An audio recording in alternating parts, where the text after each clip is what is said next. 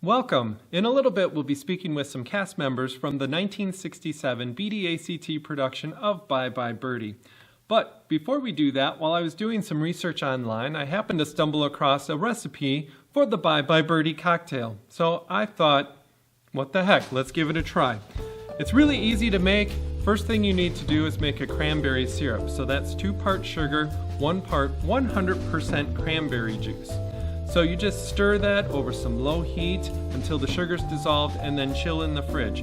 When you're ready to have your drink, it's just 3/4 ounce lime juice, 3/4 ounce dry gin, 1/4 ounce of your cranberry syrup, and then top it off with your favorite white wine. Now after you've had a couple of those and you're feeling generous, that's when you pull out your wallet, you click the donate button, or you can go to bdact.org and click on the donate tab there. Also, if you could click like and share our videos and subscribe to our channel, that would help us out a lot. So now let's reminisce about Bye Bye Birdie.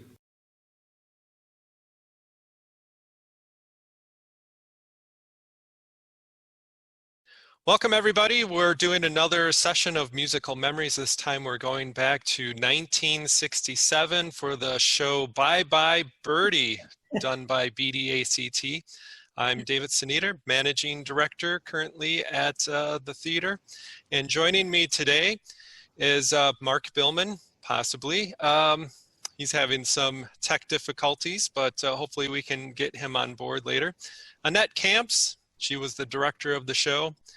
Mary Nugent Keepers, Peggy Billman Kurtz, and Tina Spangler Swain, and Kim Doyle is helping us out with tech and editing. So thank you very much for joining me, everybody. Thank you. Nice to be here. So I thought before we got started, and it sounded like you guys maybe cheated a little bit, but we could do a little bit of Bye Bye Birdie trivia. And I got this from Wikipedia, the most trusted source of information on the internet. So take that as it is. So we're going to start with question 1. Who wrote the musical score for Bye Bye Birdie? Charles Strauss. Yeah. Yes, Peggy and Annette, Charles Strauss. And he also wrote, see, Annette is cheating. Yeah. So he also wrote the music for what other famous musical? Annie? Annie. Yep. Wow. Peggy's got it. Do you know what the original title of the show was? Oh no. Oh. Bye Bye Birdie? Yeah. Something goes to war? Was it something like that? Let's go steady. Oh, really? From the song. That sounds like a 60s thing to say. Let's go steady. What year did the show first go on Broadway? 1960. I think it was 1960 actually. Oh, yes, 1960. 1960. Good job. And who's the character Conrad Birdie named after? Elvis. No, it wasn't Elvis. Named after. Oh, Conrad Twitty probably. Conway Twitty, yep. Yeah. And what was the name of the Broadway sequel? The Broadway sequel? We never did that. Maybe we need to do that. Bye Bye Birdie. It was close to the same name, Bring Back Birdie. Oh. So after previews, there were 4 performances on Broadway. So that might be why we aren't familiar with it. So we're on characters. We're just gonna refresh everyone's memories. And who are all the character names that you remember from the show? Oh, a lot. Well, Margie, Alice, Nancy, Helen. Oh, good for you. Well, see, I did this show 20-some years ago. Yeah. Mayor and his wife. Mayor, Rosie. Harvey. Don't forget Conrad. Kim McAfee and her mother and father. What were their first names? The McAfees. And then didn't they just go by Mr. and Mrs.? I think so. And then Hugo Ursula. Oh yeah, Ursula. And Penelope Ann. Oh, Penelope. Oh, that's a good name. Yeah. If I sing the songs, then I I speak to Penelope Ann. Well, good And job. then Mark was Hugo, right? The boy. That was the Hugo, boyfriend. yep. He was the boyfriend or the rejected boyfriend. Rejected one. Because Kim had to kiss Conrad. Yeah. And then Joel Bowman, he played your brother. Hugh, what was the brother's name? Started with Randolph. Who? Randolph. Randolph. Oh, Randolph was okay. So Annette, why don't we go to you since you were the director, just from the early stages. Why did you decide to pick Bye Bye Birdie as the next summer musical?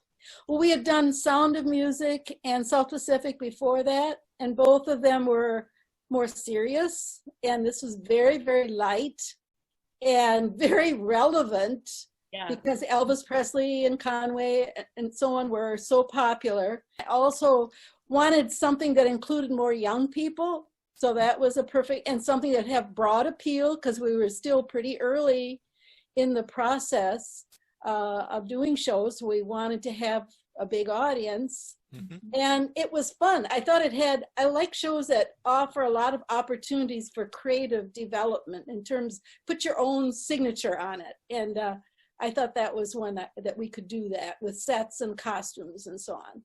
I worked a lot with Annette, and I think I produced Annie for her years ago. And she is so full of ideas. I mean, they just keep bubbling forth. And whether it be Joseph Amazing Technicolor Dreamcoat or Bye Bye Birdie years ago, you know, all of a sudden, I know what we'll do. We'll have a motorcycle come down the aisle of the theater. And it's like, who would think of that except Annette? And then she made it happen. You know, I've heard about the motorcycle thing, and that is something that I doubt we could ever make happen again. How did you make that happen, Annette? We could never have made that happen. I had the idea, but Dick McDermott is the one who mediated for me with the house manager of the local movie theater. Yeah. And we actually proposed to him that the motorcycle would be turned on. We'd hear the noise, and we did. And he scooted down. It was a slanted aisle. So he was kind of putting down the last part, I'm sure. And then he parked the motorcycle there. But we would never have gotten away with that today. Don Perkins was the manager of the theater. And he was just so cool. He always said yes. I had forgotten about that, but that was a huge hit with everyone. he wear white, wasn't his costume white? And he came in on a white Honda, which my dad sold. Yeah. And, you know, I thought that really was striking, really striking. Got people talking. Yeah, yeah, sure did. I think that was always my inspiration for using the aisles in every show I directed. Oh, I love using the aisles, as you know. You too. Got to get those people involved, right? My next question for Annette was going to be, while you were planning, was there anything about the show you felt would be challenging? So I guess we covered having a motorcycle drive through the aisles as one. Yeah. Was there anything else that you're like, oh my gosh, how are we going to pull this off? Well, right, because we had wonderful set construction people, thank God. And the big number for the teens was that Going Steady number, the telephone number, I think it was called, telephone hour. And it was staged originally on like big stacked boxes, and each kid was in a box. And that was the cool thing about that number. They had a whole choreography going with those boxes. Well, we were rehearsing in the Presbyterian church, which was used during the week. And I was just thinking, I don't think we ever rehearsed with those boxes until our few times that the construction people built that set on the stage for tech and for dress rehearsal. So I think, you know, the kids were very flexible. They figured it out, but we didn't have much rehearsal time with that at all. And everybody's on ladders and stools, and I think that was during the dress rehearsal. That's probably right.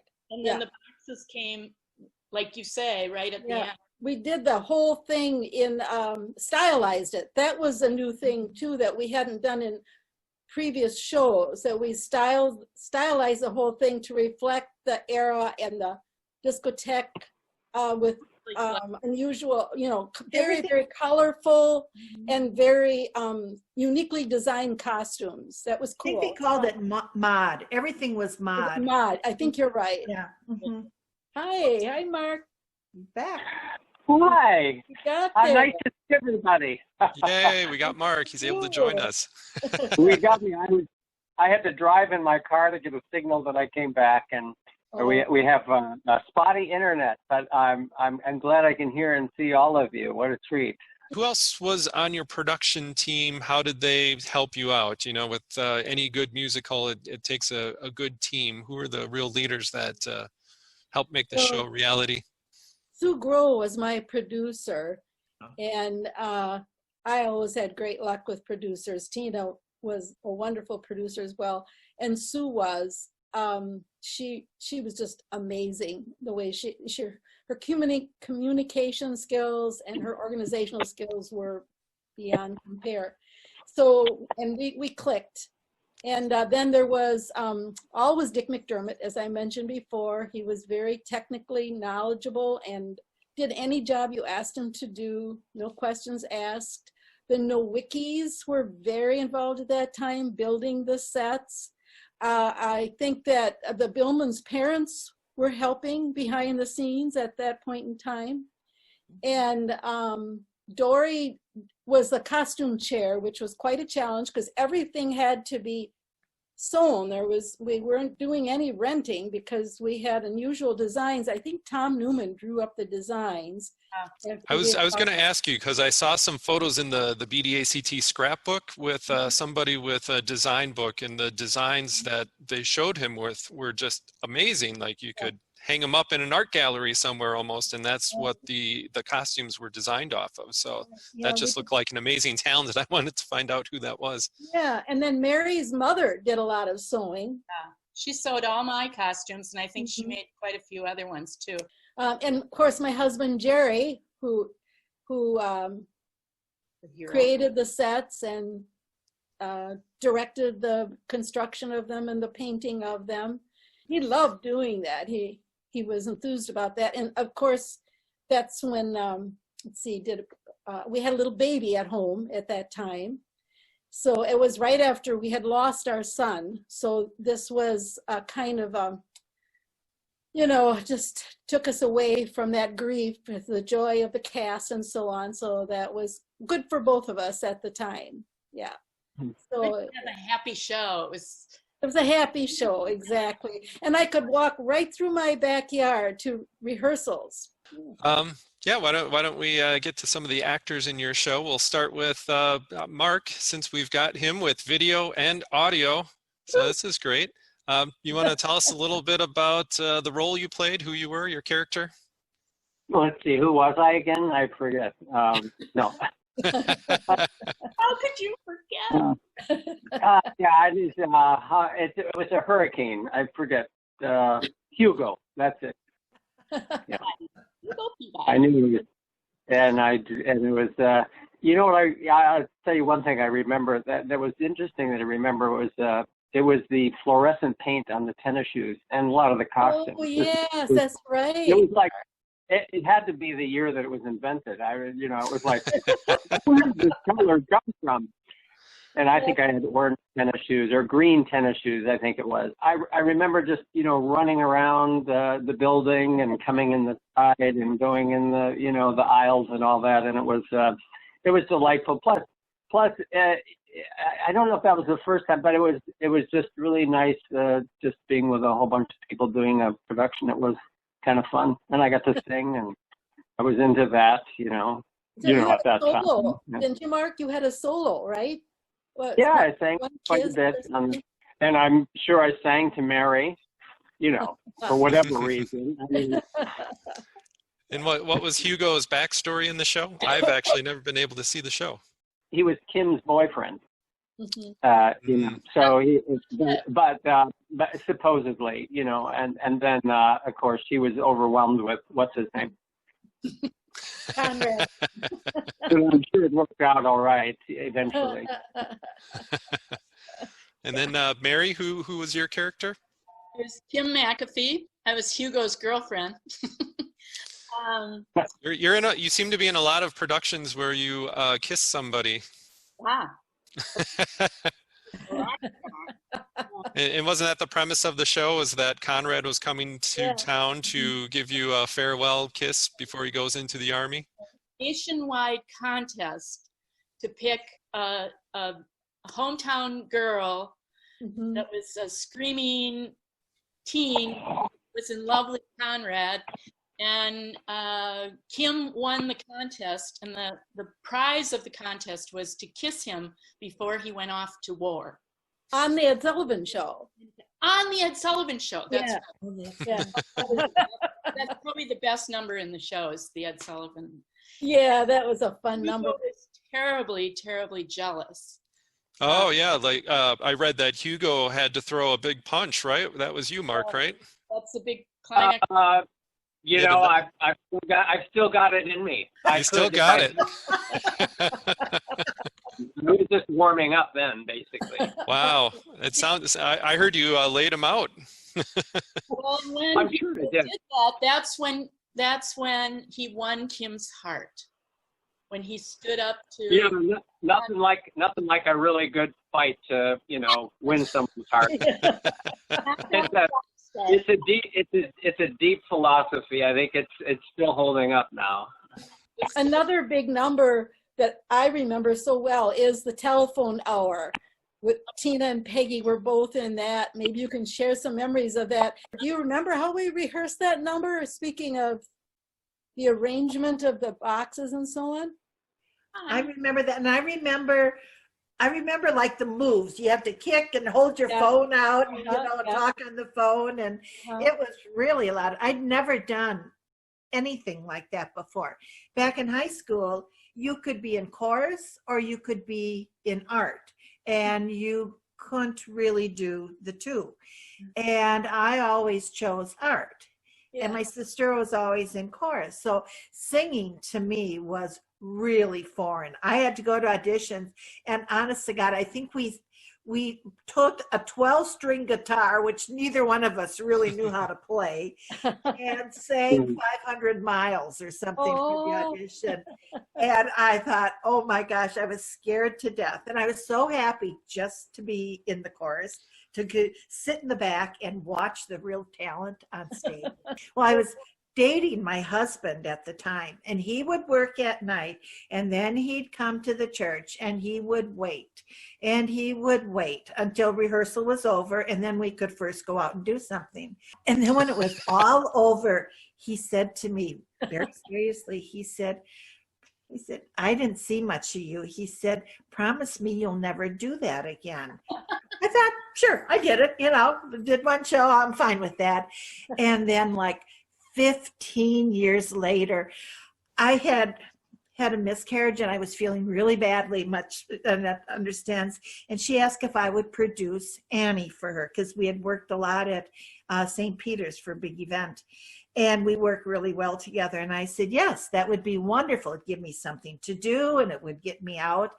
And so I said, yes. But before that, I thought, I really don't know how a show is put together.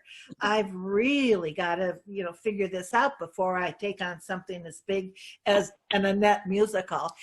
And so I went down to watch auditions on Golden Pond. And I got so carried away. Kay Stelflug was directing. She said, Tina, just go up on stage and read. And I did, and I got a part. Then I had to go home and tell my husband I broke a promise. And honest to goodness, so I remember saying to him to the kitchen, I said, I have something to tell you. I don't, and I was so nervous because I promised him I'd never do that. And he laughed when I told him. He said, I was wondering when you would get into theater. So he was fine with that. Peggy, what was your role? I was Alice. I was one of the teenagers, and I was, of the teenagers in the show, I was the youngest one. I was only 13 when I did the show. Oh my gosh. So, but I had been in the previous 2 summer musicals. I had been in South Pacific and in Sound of Music.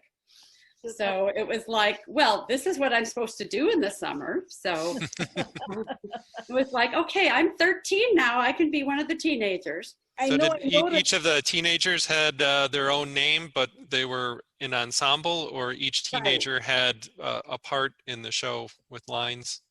I think most of us we had some little individual solos in the telephone hour, and then maybe a line or two throughout the show here or there.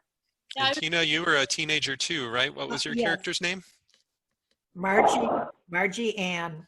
Margie Ann, perfect. Yeah, isn't that a name right out of the past? Margie Ann.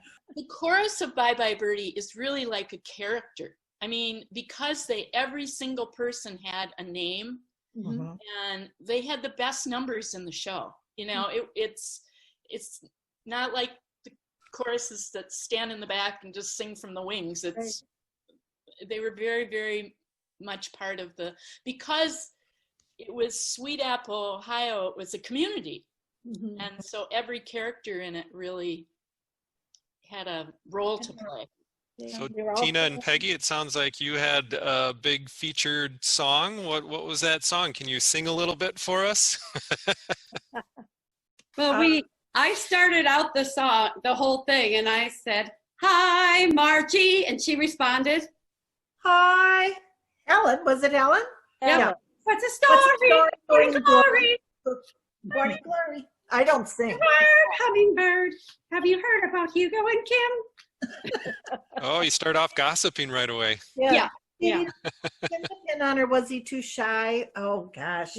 Yeah, and I am not a singer. I've done 2 musicals in my whole life, and I don't sing and I don't dance, and you really don't want me to sing and dance, but it was so much fun being part of it.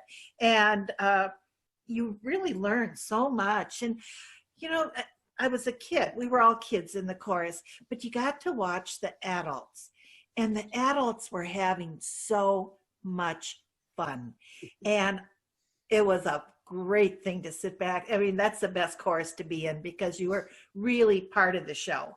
Put on that little hot pink and orange mod dress or whatever and do the kicking in the tennis shoes and the telephone. And it was a lot of fun.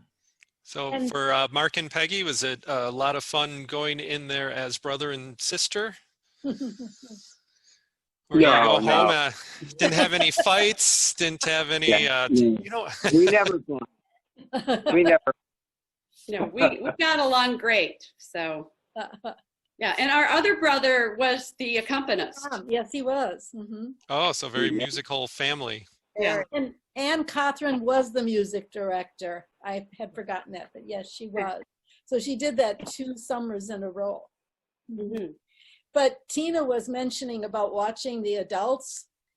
Several of those adults were teachers, either who you have had or you were going to have. Ron Nesty had the male lead. He was a teacher at the middle school. And John Knight was Mr. McAfee, Kim's father, and he was a teacher at the high school. And then Rosie, she was a teacher in Columbus. Oh yeah, she was from Columbus. I forgot. And Peg Doring, who played the comedy relief May, she was a teacher in Cambria. We started out the theater with a good core of teachers that really helped it get off the ground.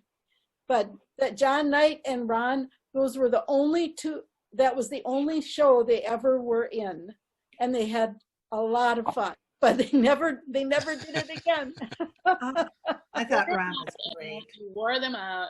Yeah. Sounds like it was a really huge cast. Did that present any problems with rehearsals or with the performances? Just having that big of a group to direct? Oh, it's always a challenge. You know, I always try to schedule scenes so that people didn't have to be sitting around for hours, and we're pretty insistent about attendance with the threat that they wouldn't be a part of it if they missed too many rehearsals. And that was a small stage to put all those people on stage, get them moving, get them dancing.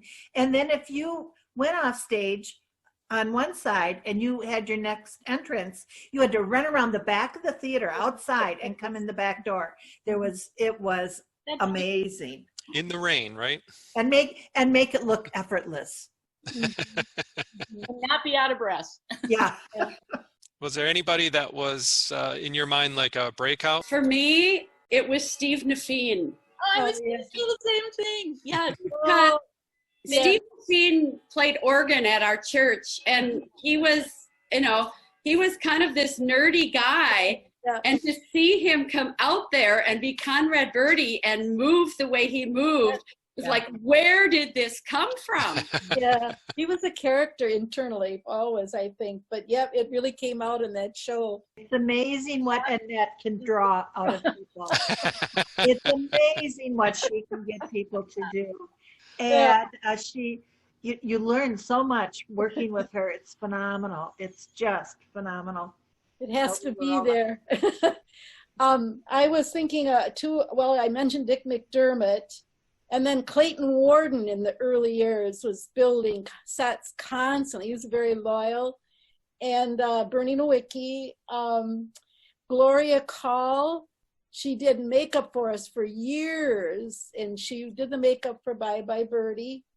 Who else comes to mind? Oh, Joe Wells and Elaine File were always feeding props. They did props for years as well. And they just had so much fun doing that. Joanne would tell us lots of stories about that. How about Edith Bedkert? Edith Bedkert, yes, we have to mention the her. mascot. She was the She was always the first one she's always started the standing auditions, whether we deserved it or not. She was quite the fan, and she did a lot of costuming too. She was a wonderful seamstress. I was going to say the ingenuity of the set too, just because of the space, there couldn't be set changes. Mm-hmm. So everything was on the stage. I mean, speaking of breakout things, that I think in those days, it wasn't common to have a unit set. It was more you roll things off and you roll things on. But, and did Jerry design it? I think. Yeah, he did. So Kim's bedroom had to be on stage. And because they had to still fit the cast all on stage, it was very high. And from that platform, I sang How Lovely to Be a Woman. Yes, I remember that. And I'm really afraid of heights. Oh, wow. And it was very high. And when I saw it the first time in the rehearsal room, because they built it in the rehearsal room, it was like up to the rafters. And it was pretty high. That you can see where it is up in the curtains. My head was up in the curtains practically. Didn't you have to change clothes up there when you were singing the song? She not only was singing in that height, but she had to change her costume. Yeah, and do it discreetly. Yeah, exactly. So I rehearsed more than anything, was to get that costume change, because she changed from this how lovely to be a woman into a tomboy, and the clothes reflected that. And I've used that song so much through the years. I mean, when you rehearse something that much, you don't forget it. I have used it over and over and over, and as I've gotten older, it's taken on all kinds of new meaning. Yeah, any final memories you guys want to bring up? One other number I remember is the Shriners Dance. Oh, right. Oh. And most of those guys had never, ever done anything near choreography. So they were pretty intimidated, but they came out just great. They had to jump on tables and crawl under tables, and oh my gosh. But they were a good comedic act in that show. Amazing. The choreography I remember was from A Lot of Living. Oh, yeah. That was really nice choreography. It was really fun. Yeah. Who did the choreography? Yeah, oh, I know. Shirley Helchin. Oh, okay. Well, I'm just going to do a little more reflecting on Steve Nafine. We became very, very close friends because of that show and through many, many years, and did a lot of other things together. And I mean, we laughed, and that's what I remember about Bye Bye Birdie is how much fun we had and how much we laughed together. It was just where friendships are solidified, you know, and it's all through art. Yeah, for sure. And lots of memories, like I said earlier, people like Steve who have left us, who in some cases left too early from this world. And so the joy of theater just brings all the beautiful memories back, that's for sure. There's so many talented people on stage that everyone gets to see. But the talent backstage with costumes and with construction and how clever people can be and choreography. I mean, there's so many people that can shine with their talent. My mother said, everybody has a talent, and it's your responsibility to find your talent and to share it with people. And I think theater is capable of doing that. And that sure is. Oh my goodness, she is. Well, speaking of your mother, she also was a huge fan with everything that we did. And she was so appreciative and praising toward everyone, so supportive. She was quite a really lively, wonderful, beautiful spirit in that theater. She came to all the shows. You know, one thing about Beaver Dam that, and I've always felt this, is that there weren't any egos.